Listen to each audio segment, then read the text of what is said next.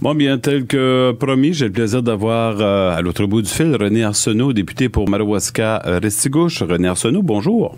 Bonjour, Yvon, ça va bien? Ça va très, très bien. René Arsenault, la semaine dernière, on avait parlé justement de programme pour étudiants, mais dans l'après-midi, le programme en question a beaucoup changé, là.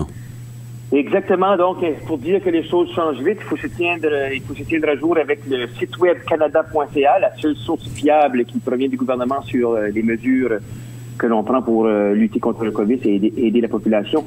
Donc, évidemment, comme tu dis, tous les gens qui ne recevront pas ou qui ne qualifieront pas, qui ne sont pas admissibles pour la prestation canadienne d'urgence ou pour l'assurance emploi, je parle des étudiants, évidemment. Ce groupe cible pourront bénéficier de la prestation canadienne d'urgence pour les étudiants, qui sera pour du mois de mai, rétroactivement jusqu'au 15...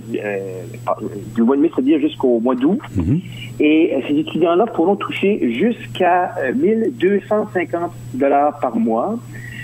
Également, pour les étudiants qui ont des dépendances, ça peut être des jeunes enfants, exemple, ça peut aller jusqu'à 1750 $ par mois. Okay. Et si l'étudiant souffre d'un handicap aussi, peu importe l'handicap, peut également toucher 1750 $ par mois. Donc, c'est avec cette nouvelle mesure, je pense qu'il y a plus d'étudiants là dans le Canada qui passera entre les mailles de nos mesures que l'on met en place pour les aider. Vraiment très intéressant, René. Et également, je pense qu'il y a quelque chose en place si jamais que les étudiants prendraient part à du bénévolat. Là. Merci d'aller ce point-là, j'allais l'oublier.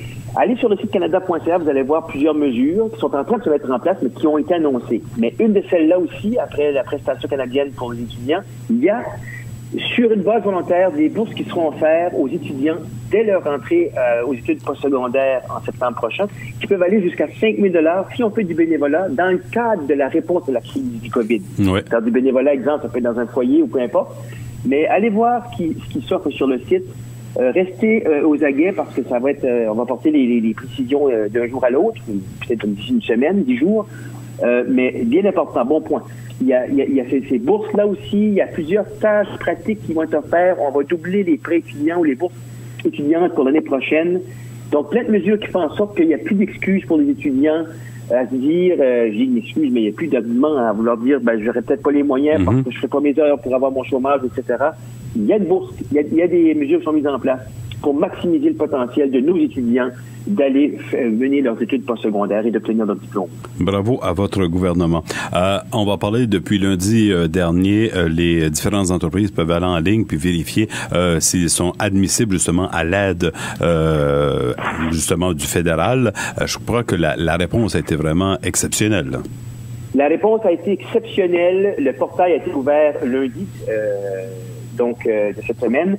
Et on a exactement le même écho que lorsqu'on a ouvert le portail pour la prestation canadienne d'urgence à 2 000 $ par mois. Donc, lundi, quand ça a ouvert, ce portail, je pense que 3 ou 4 heures après, il y avait déjà 10 000 entreprises qui avaient été traitées, conclues, finies, finales. Okay. Et les chèques vont arriver quelque part entre le 5 et le 7 mai prochain. Et ça, c'est rétroactif. Hein? Je le souligne, je le disais en ondes, c'est rétroactif au 15 mars, là.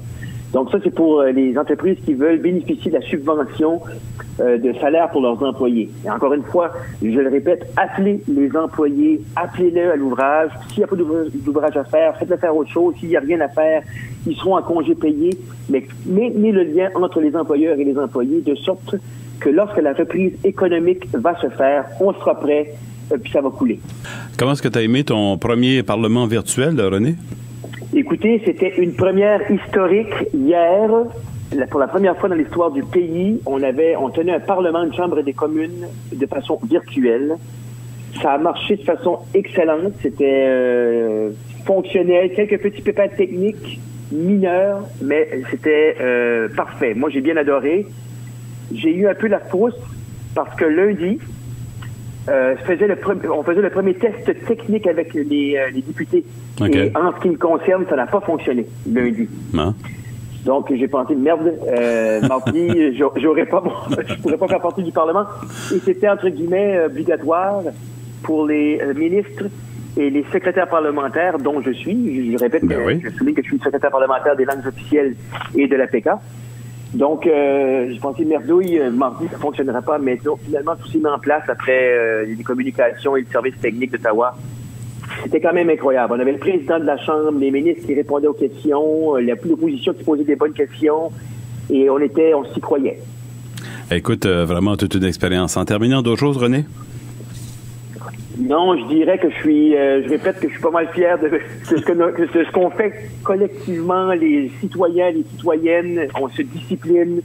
Nos statistiques au Nouveau-Brunswick sont là pour le démontrer. Je pense qu'on peut, au Nouveau-Brunswick, se péter les bretelles et dire que on est en train de vraiment, pas seulement aplatir la courbe, mais de l'écraser tout simplement. Bravo à tous les éditeurs, les éditrices du Madawaska-Restigouche. Bravo à nos municipalités, nos conseils municipaux qui sont d'une discipline et d'une aide incroyable. Bravo à nos députés provinciaux. J'en ai 6 dans ma circonscription fédérale. On est en contact de façon incroyable. En tout cas, bravo à tout le monde. Les lignes de premier front, c'est-à-dire les premiers répondants, les travailleurs essentiels de tout acabit, que ce soit dans les hôpitaux, le livrer par transport, nos biens de consommation essentiels. En tout cas, tout ce monde-là, je vous lève mon chapeau. Je trouve qu'on vit une belle histoire dans une crise incroyable. Puis, c'est rassurant de voir que l'être humain peut souvent abaisser un peu les barrières, et que ce soit linguistique, politique, que ce soit peu importe les barrières, pour pouvoir travailler ensemble main dans la main. Puis c'est ce qu'on vit tout de suite. Bravo à tout le monde. René Arsenault, député pour Madawaska-Restigouche, merci beaucoup et à la semaine prochaine. À la semaine prochaine. Bye bye. Au revoir.